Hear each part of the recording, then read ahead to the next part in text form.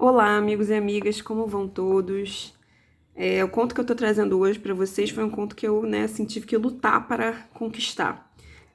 Eu tenho esse conto nos meus arquivos, acabei encontrando, mas eu não estava achando de jeito nenhum, tive que pedir amigos e tudo, que eu queria especificamente esse conto, que é um conto conhecido da comunidade acadêmica, não do grande público, pela crítica pós-colonial, né? Estudos de discursos pós-coloniais, de alteridade, né? A autora Himani Bannerji é indiana de Calcutá, mas vive boa parte da vida dela já no Canadá, é um conto contemporâneo, ela está escrevendo ainda, e ele serve para tratar de vários assuntos desses estudos, de estudos pós-coloniais, decolonização, etc. O nome do conto é On a Cold Day, é um conto de 1999. E como o próprio nome diz, né, um dia frio, o frio é um elemento muito importante desse conto, um fio condutor mesmo de interpretação do conto. E eu espero que vocês gostem. On a Cold Day, by Himani Bannerji, Part 1. The morning Azima jumped from her 7th-story balcony, it was especially cold. The city lay in the grip of a cold wave which made this December an unusually cold one. But the day was not gray or overcast. Instead, a hard white light encased the city in a crystal jar, under which the black bare branches of trees clawed upwards for air.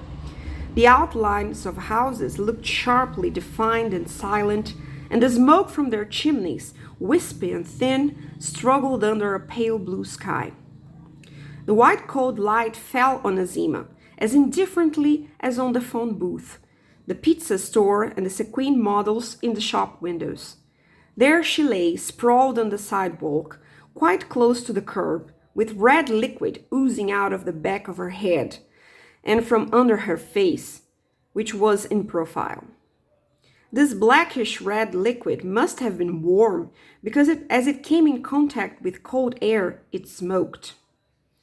The light caught the smoke as well, and Azima's face was visible through its shimmering haze. If she had convulsed a few times immediately after falling, now she was perfectly still, as well as other objects on the sidewalk, for instance the battered Coke can that lay very near her outstretched hand, as though she had been sipping it as she fell. The brown hand, with the fingers lightly curled, looked small, helpless, and somehow irrelevant, as did her little gold earring, in which a strand of hair had got caught. All morning, Azima had been restless. She had wandered from room to room aimlessly. She walked through the small 2-bedroom apartment as though it contained miles of road within it, and the road went in circles and nowhere in particular. It could be said that she was trying to tidy the apartment or pack up things, or both.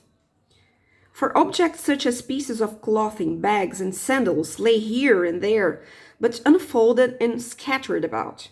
She had also pulled out some letters. The contents of a drawer, including some colored photographs, lay spilled on the floor as well. She had emptied out her bathroom cabinet, and also partially the closet next to it, and the pillows on the beds had cases pulled away from them. It seemed that she had been searching for something, as surely as she had been trying to sort or pack. Her face had a particularly intent look to it. Her movements were both precise and aimless.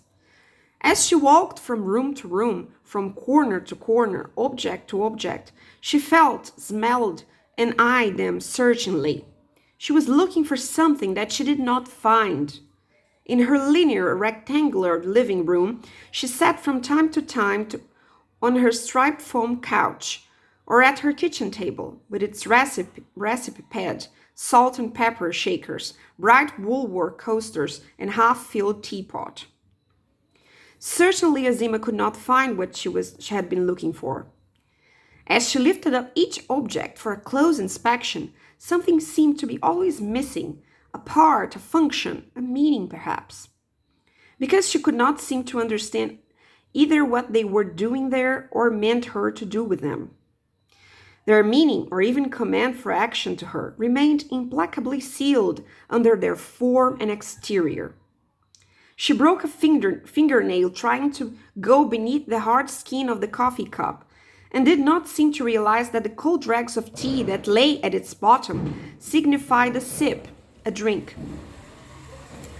Her detachment from the objects in the room, the walls and the space enclosed between them, felt oppressive to her, as if the emptiness of the space was actually a heavy, solid object, which kept expanding, pushing her against the wall and choking her. She looked out through the window onto the sunlit city outside. There was still room out there, she felt, and those things outside were houses where people lived, and down below there were roads where there were people, cars, lights, noises, voices, movements. Whatever it was that she was looking for was out there in the sunlight, on the road, under the sky, and in the outline of houses under the sky. It was as though there was a message there for her, a letter from home speaking a familiar language. It called out to her to get away from this silent, enclosed, solidly empty space that expanded, squeezing tight against her rib cage. Azima stood near the window looking out for a while. She put down the photograph she had been scrutinizing, holding up to her ear to hear a voice, and a pair of child's bracelets that she had been clutching with a photograph gently on the windowsill. Even before her body found the door to the balcony, her eyes had gone out into the world. They had jumped into the road, milled about with people and cars, and jostled past two dogs on a leash and in red coats, past toy stores and the second-hand clothing store. Now she was sure-footed, aimed towards the destination. As she went to the edge of the balcony, the world rose up to her. The road was both horizontal and vertical, on the ground and touching her balcony door. She climbed over the low railing that separated her from it, and she stepped on the air. For her it was the firmest of grounds. It moved with the speed of waterfalls, of light, of souls leaving the body on their marvelous flights. Mr. Abdul Jalal was taking a sip of the coffee that he had freshly brewed for customer takeout when he noticed Azima rapidly moving down past his window. The smoking hot coffee missed the aim of his lips and drowned his neatly trimmed butterfly mustache instead, calling forward an exclamation. "Ya Allah," said Mr. Jalal, checking out with himself. "We have a woman suiciding there, or maybe she just fell or even got pushed out." At this last, his eyes turned inward, as it were, and he could see a pair of hands, and yes, they were male hands, a husband most likely, pushing a woman towards an open balcony door, pushing and shoving her until he got her over the edge. This thought and vision happened instantaneously, and simultaneously gave Mr. Jalal a purposive rather than a speculative thought. Putting aside his coffee cup, which had suddenly lost all meaning and become a pointless appendage, he reached for his phone, which lay black and solid next to the tray where baklavas from last week's delivery lay encrusted with drying honey. To the voice of the operator, he explained. "I'm calling a cop," he said. "A woman jumped down from above. I see her from my window." To whatever it was that the operator said on the other side, he pronounced his gratitude. Putting the receiver down in its cradle, Mr. Jalal stepped out from behind the counter. Absent-mindedly, he wiped his fingers on his corduroy pants and picked up his coat, scarf, and gloves. He dressed himself methodically, as though going out on a visit. He ran his hand across his mustache, as he always did on such occasions, opened the glass door of his shop, and stepped out onto the sidewalk. There the woman lay on the sidewalk. He could see her, even though the shocked and curious passers-by had partially surrounded her. To no one in particular, he shouted out, "I called the cops already." No one responded to him. He walked a step further. It was bitterly cold. The woman, he noticed, had nothing warm on.